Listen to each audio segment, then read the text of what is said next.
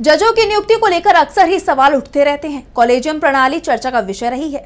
कभी जजों की नियुक्ति में केंद्र के दखल को लेकर बयान सामने आते हैं, तो कभी कॉलेजियम की निष्पक्षता पर बहस छिड़ जाती है।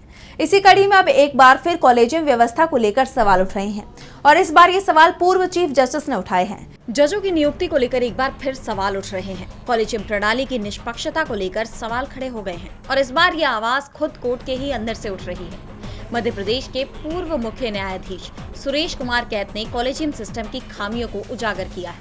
उन्होंने इसके लिए न्यायपालिका को दोषी ठहराया।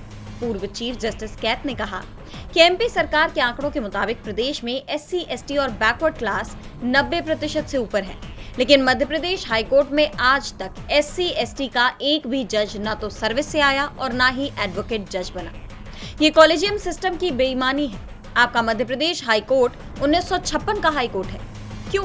एडवोकेट नहीं थे, कैंडिडेट नहीं थे, लेकिन ये बेईमानी है, कॉलेजियम सिस्टम की बेईमानी है।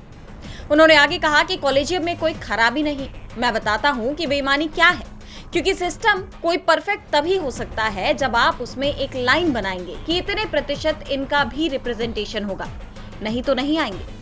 दरअसल जस्टिस कैत भोपाल के समन्वय भवन में हुए दलित, OBC, माइनॉरिटीज एवं आदिवासी संगठनों DOMA के परिसंघ के सम्मेलन को संबोधित कर रहे थे और इस दौरान उन्होंने कॉलेजियम व्यवस्था को लेकर गंभीर निराशा जताई।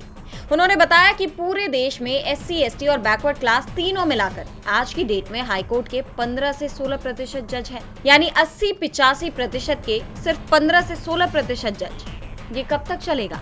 जब तक आप आवाज नहीं उठाएंगे। उन्होंने लोगों से अपील की कि आप जुडिशियरी के लिए आवाज उठाओ कि जुडिशियरी में, हाई कोर्ट में, सुप्रीम कोर्ट में रिप्रेजेंटेशन रहे। उनके इस बयान ने देश में पिछड़ों के प्रतिनिधित्व को लेकर कॉलेजियम व्यवस्था पर गंभीर सवाल खड़े कर दिए हैं। DB लाइव की रिपोर्ट।